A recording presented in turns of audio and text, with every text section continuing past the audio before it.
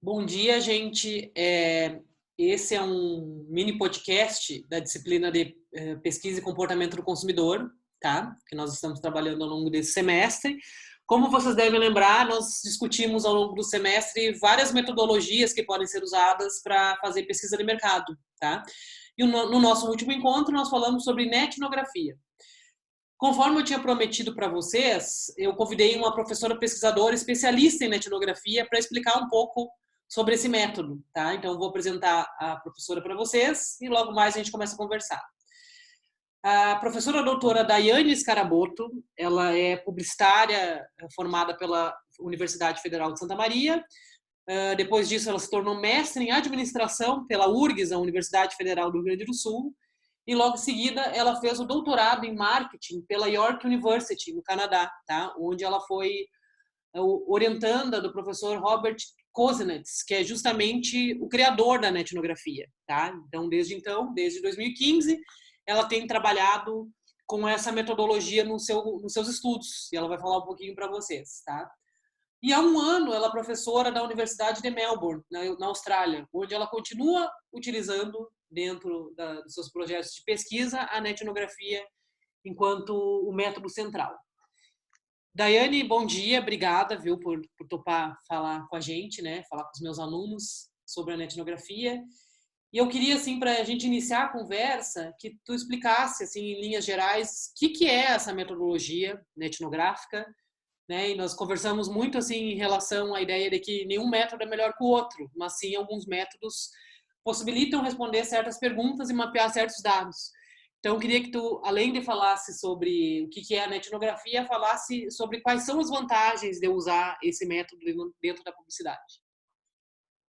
Bom dia, Maura. Obrigada pelo convite para falar sobre etnografia, que é um dos meus temas preferidos.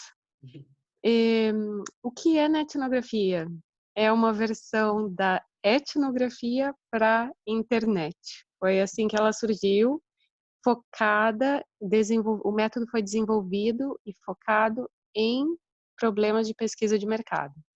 Então, além de ser uma versão da etnografia para internet, é uma versão da etnografia online para entender o comportamento do consumidor, para entender fenômenos de mercado. Quais são... Desculpa, Eu esqueci o tinha resto da perguntado pergunta. as vantagens de usar esse método em relação a outros. Tá.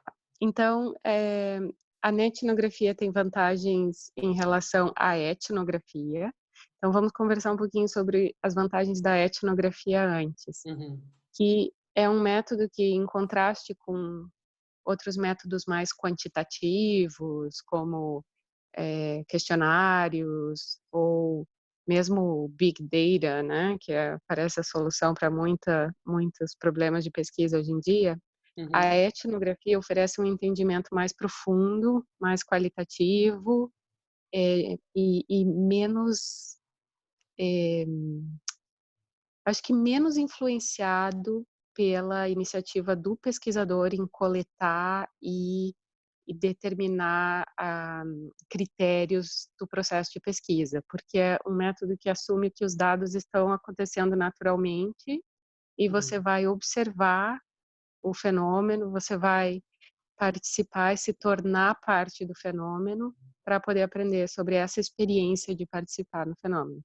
Uhum. Então, é um método que a gente chama como menos intrusivo, mais naturalista. E a netnografia, que é a versão online, tem a vantagem de permitir esse entendimento profundo, não intrusivo e naturalista, menos intrusivo, né?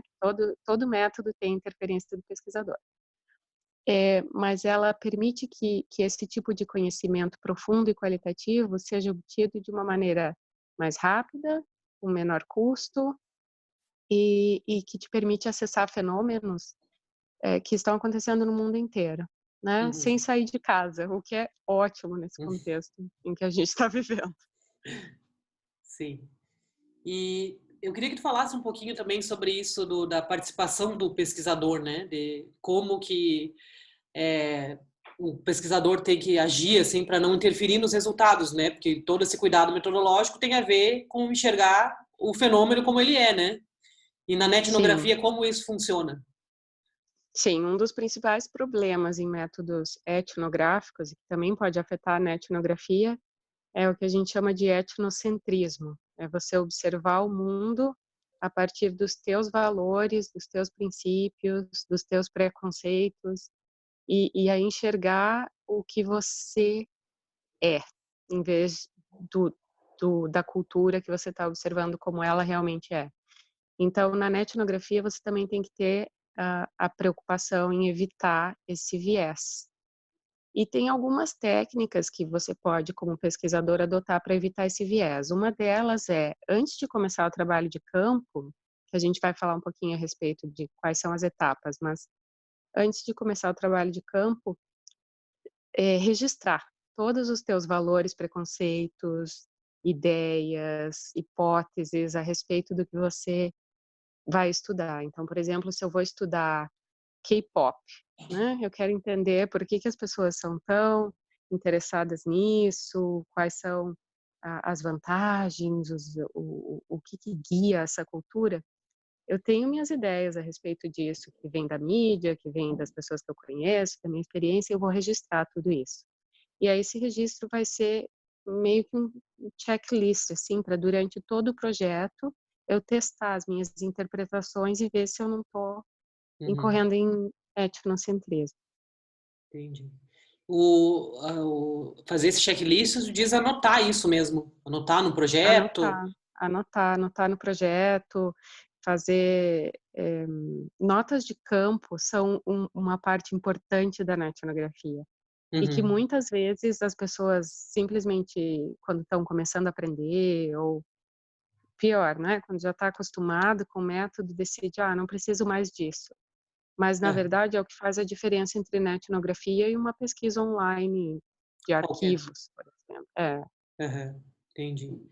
Então, escrever o que cada entrada no campo, cada vez que você lê uma discussão a respeito do tema, quais são as perguntas que vêm na tua mente, quais são as reações emocionais que você sente, que correlações você teve disso com outro tema, com outra ideia, tudo isso é anotado em notas de campo, podem ser nas margens de um arquivo que você copiou, comentários, ou pode ser realmente bloquinho de papel.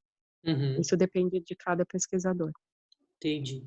E sobre a questão da relação com o grupo, né? Quando tu vai pesquisar um grupo, eu queria que tu falasse também um pouquinho sobre como que o pesquisador tem que se relacionar, se anunciar. Eu sei que nos teus projetos de pesquisa tem alguns que tu acompanha há anos, né? O mesmo grupo.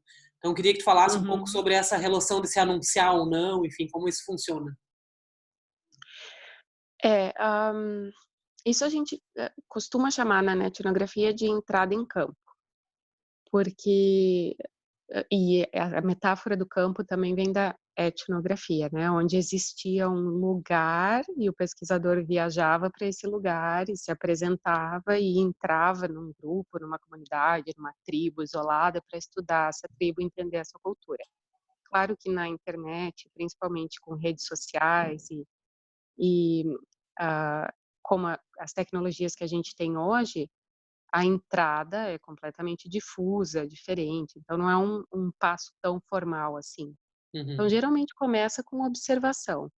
Você, como pesquisador interessado num tema, começa a observar onde que esse tema está sendo discutido, por quem, e muita dessa observação pode ser feita de maneira bem informal, assim, porque ela acontece em sites abertos, pode acontecer em comentários em notícias, por exemplo.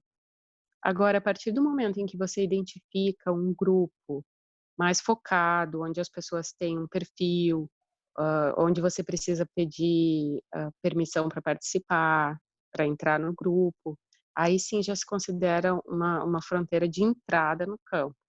E aí é que você tem que ter a preocupação de se declarar como pesquisador, seja através do seu perfil, seja através de uma mensagem para o administrador do grupo, e sempre deixar claro essa intenção de observar para aprender a respeito daquela cultura. uhum. Nunca se entra sem anunciar? Olha, se entra se entra sem anunciar, Mas obviamente não é uma prática recomendada, porque se os participantes do grupo, e tem casos assim em que isso aconteceu, os participantes do grupo em algum momento, com uma pergunta, um comentário seu, te identificam como alguém que está ali com uma agenda, né, por um Uhum, outro motivo, você pode perder acesso ao grupo, se não, coisa pior. uhum, Então, por princípios éticos de pesquisa, sempre declarar a intenção de aprender a respeito da cultura, a respeito do grupo, sempre proporcionar aos participantes desse grupo anonimidade absoluta, e isso, dependendo do tema, tem temas de discussão que são muito sensíveis. uhum, Se você está participando para entender, por exemplo, consumo de drogas ou álcool, você tem que ter extremos cuidados em preservar a anonimidade das pessoas, né? Se você for compartilhar qualquer informação, digamos, dentro de uma agência ou em uma apresentação. Então, essa preocupação também é muito importante. É quase que um não causar dano, não causar mal. É um princípio que deve guiar é esse. uhum. Entendi. E tu poderia falar pra gente, Daiane, os passos assim gerais de uma etnografia, né? Qual é o esqueleto assim, de como é que se faz um trabalho desse? Uhum, claro. Então, o primeiro passo seria ter um problema, né? Qual é o problema dessa pesquisa? O que você está precisando entender? E aí, eh, tendo esse problema em mãos, ou pode ser, o problema pode ser simplesmente um tema de interesse também. E ao momento em que você não conhece aquele grupo, isso se torna um problema de pesquisa, né? Como esse Tá, a gente desconectou aqui, mas voltando às etapas da etnografia, então, depois de definir um problema, é esse trabalho de mineração, de identificar aonde está o grupo que está falando desse tema. Então, aí a procura por redes sociais, por comentários em sites de notícia, por blogs, por vídeos no YouTube. Quando você identifica uma pessoa que está falando disso, identificar quem é a rede que está conectada a essa pessoa, quais são os outros consumidores que estão discutindo o mesmo tema. Isso é o que toma mais tempo, mas depois que você encontra o grupo, aí realmente começa a coleta de dados, que vem através da observação, dessa tomada de notas, da tua experiência de pesquisador. Você pode começar a fazer download de conteúdo relevante e, em paralelo à coleta, já fazendo uma análise, buscando padrões, contrastes, significado dos comentários, do conteúdo. E aí onde você começa a construir, assim, essa ideia de uma cultura, porque, no fim das contas, vindo da etnografia, a ideia da netnografia é entender uma cultura online. E, aí eu tenho um esquema interessante que eu uso para entender cultura, que é pensar nos elementos culturais. E eu acho que é uma regra boa também para quando que eu paro de coletar dados, porque comunidades online, tribos online nunca param de produzir dados, né? E produzem muito mais do que a gente tem capacidade de coletar e analisar. Então, a ideia de pensar na cultura como um conjunto de valores, ou seja, crenças, princípios que guiam aquele grupo,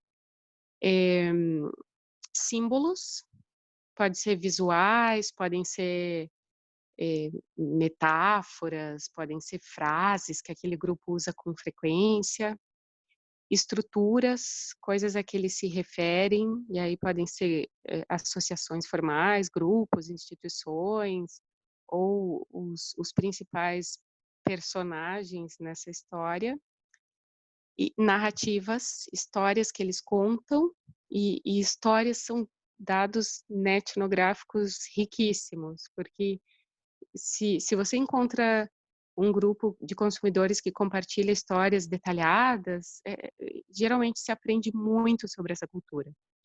E o último elemento são rituais e rotinas.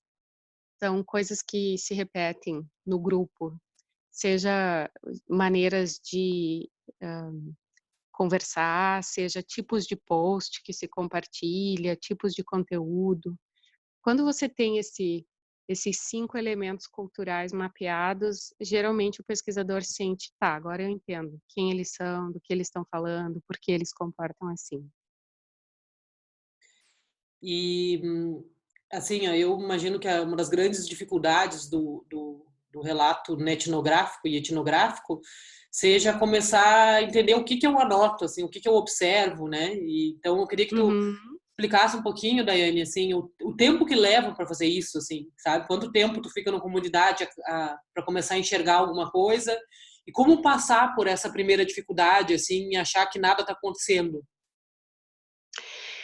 O tempo depende muito da frequência, da intensidade com que uma comunidade, se comunica, se reúne ou produz, né. Tem comunidades que são muito ativas, e aí um dia de observação e participação já gera mais dados do que você precisa para entender a cultura, aí você vai passar mais tempo, analisando, interpretando, processando esses dados. Tem outras que se movem muito mais devagar, também depende do problema de pesquisa. Então, se você quer aprender alguma coisa que é mais como um processo, como que uma pessoa se torna, eh, meliceira, por exemplo, que é um dos meus projetos de pesquisa. Se eu quero saber como ela se torna meliceira, eu tenho que estudar todo o caminho de uma consumidora que comprou seu primeiro par de melissa até se tornar uma colecionadora de 300 pares. Aí pode ser que tome mais tempo para entender e capturar. Mas a gente eu já fiz com profissionais de publicidade, né, etnografias em 2 dias, que serviram para basear toda uma campanha de comunicação. Então eu acho que depende muito do nível de atividade, sobre o tema que está acontecendo na internet. Em relação ao que selecionar, o que descarregar como dados, como analisar, esses 5 elementos oferecem um bom mapa, assim, para começar. Símbolos, narrativas, rituais e rotinas, valores e estruturas. Um exemplo que serve para ilustrar isso é uma etnografia de caminhoneiros. Um grupo fez em Porto Alegre, faz uns anos, para uma agência de publicidade que tinha como cliente uma empresa de pneus, né, e para a empresa de pneus, um dos principais clientes são os caminhoneiros. E eles tinham que fazer uma campanha para comunicar com esse segmento e não tinham ideia, os publicitários lá no seu escritório em Porto Alegre, do que é a vida de um caminhoneiro. Então, pela internet, eles identificaram, existem comunidades, os heróis do asfalto, e começaram a observar e participar na comunidade e começaram a coletar as histórias que os caminhoneiros compartilhavam ali.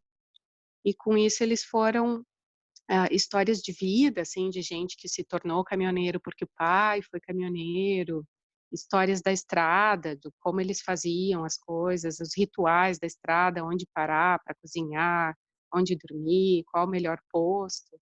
E assim foram descobrindo os valores da cultura. Eles tinham muitas imagens, os símbolos, tatuagem de caminhão, o símbolo do super-herói, as fotos das frases na traseira do caminhão. E é incrível, se você lê esse material, você realmente sente que sabe sobre a vida dos caminhoneiros. Então, isso é o que você está procurando, assim, é experiência de segunda mão para aprender sobre aquela profissão, nesse caso, ou sobre uma comunidade, ou sobre uma cultura. Entendi, bem interessante. E só para eu confirmar, né, reiterar, então, assim, os elementos que a gente coleta quando vai fazer uma etnografia são de várias naturezas. Então, quando pensa em narrativa, então a gente coleta texto, trabalha também com as imagens, com todos esses tipos de elementos. Isso. Eh, Conversações são sempre mais ricas. Uhum. Então, por exemplo, se eu estou coletando dados num blog, eu procuro eu frequentemente encontro mais riqueza nos comentários do que nos posts do blog. Então, sempre que as pessoas conversam, elas expõem muito mais seus valores, elas contam mais histórias. Então, esses dados textuais, os dados textuais mais ricos são dados de conversação. Dados visuais, definitivamente, e a gente tem trabalhado muito com vídeo também. O YouTube oferece essa possibilidade em muitos vídeos de transcrição automática, o que facilita bastante, mas a imagem do vídeo também é importante, né? Nesse mesmo projeto das meliceiras, por exemplo, nós aprendemos muito sobre a relação delas com os sapatos, porque nos vídeos do YouTube elas apresentavam as coleções e tocavam nos sapatos, aproximavam o sapato do rosto,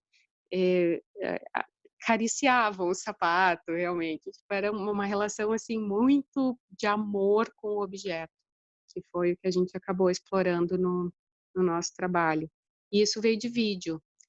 Então, não, a gente trabalha com todos os tipos de dados, mas sempre procurando seguir a preferência da comunidade. Se eles produzem mais visual, pode ser que a tua etnografia seja mais visual do que textual. E só mais uma pergunta que eu queria te colocar, que tem a ver um pouco... Se tu poderia explicar, só para a gente finalizar, Daiane, explicar só um pouquinho, assim, algum desses cases, sabe? Desses estudos que tu fez, para a gente ter um pouco uma ideia, assim, bem prática de como que a publicidade se oxigena desse tipo de estudos etnográficos. E mais só uma última pergunta, já acrescentando, se em algum momento na etnografia tu acaba utilizando outros métodos. Por exemplo, eu estou observando lá um grupo e aí eu resolvo fazer uma entrevista com alguém. Ou isso seria uma interferência do pesquisador? Vou responder na ordem inversa. Nenhuma interferência, né? A etnografia se combina muito bem com outros métodos. E complementar com entrevistas é excelente, uma excelente ideia. Geralmente a entrevista acaba valendo mais a pena depois que você fez um bom período de observação da comunidade, então você já vem com perguntas mais específicas, já usando mais a linguagem da comunidade, mais para esclarecer dúvidas, a entrevista acaba sendo. E pode até facilitar muito ter uma pessoa que a gente chama de informante-chave, que literalmente é uma chave, abre as portas da comunidade para o pesquisador. Então, é alguém que te diz aonde estão as pessoas, os dados, aonde procurar, no que prestar atenção. Então, essa entrevista seria feita no princípio. Então, entrevistas no princípio ou depois de observação são muito úteis. Também se pode combinar com análise de sentimento, se pode combinar com até métodos quantitativos, dependendo do problema de pesquisa. Não é incompatível, não. Um caso que eu gosto muito, é um caso que já tem um pouquinho mais de história, mas é interessante, é o caso da moda plus size, em que a etnografia serviu. Eu estudei com uma professora canadense por alguns anos, um grupo de mulheres blogueiras, que hoje em dia é super comum, mas naquela época elas foram as primeiras a levantar a causa da mulher gorda no mundo da moda, como uma consumidora que não estava sendo bem servida. E nos blogs delas a gente descobriu todas as razões dessa indignação, o que elas viam como discriminação e como elas imaginavam que uma moda mais inclusiva seria. E, e uma agência de publicidades no Chile fez esse mesmo processo, complementou com entrevistas com consumidoras plus size, e eles desenvolveram uma campanha para uma loja de departamentos, La Polar, que seria o equivalente, eu acho que a Marisa no Brasil. E eles chamaram de Clube Extra Lindas. Então, eles criaram um clube para as consumidoras plus size, e toda a campanha publicitária era baseada na ideia de que você é extra linda. Então, eles falavam de que o tamanho perfeito é o seu, de que você não deixa de ser vaidosa, não deixa de ser bonita, não deixa de ser mulher. Então, e puxando da etnografia e do aprendizado dessa cultura, todas as razões, os argumentos, inclusive a imagem que eles usavam na campanha para para ilustrar, e foi um tremendo sucesso. Então, Daiane, acho que temos aqui um bom mapa, né, de questões sobre a etnografia. Eu te agradeço imensamente por ter participado com a gente, né, ainda mais com essa mudança de fuso horário, né, que como você está na Austrália, né, é bem diferente o horário para a gente conseguir combinar, né. Mas muito obrigado por ter participado da minha aula, né, e tenho certeza que os alunos vão gostar de ouvir a nossa conversa. Um prazer. Se receber perguntas, se tiverem dúvidas, quiserem saber mais, fico feliz em compartilhar mais informação. Então tá bom. Obrigada. Tchau, tchau.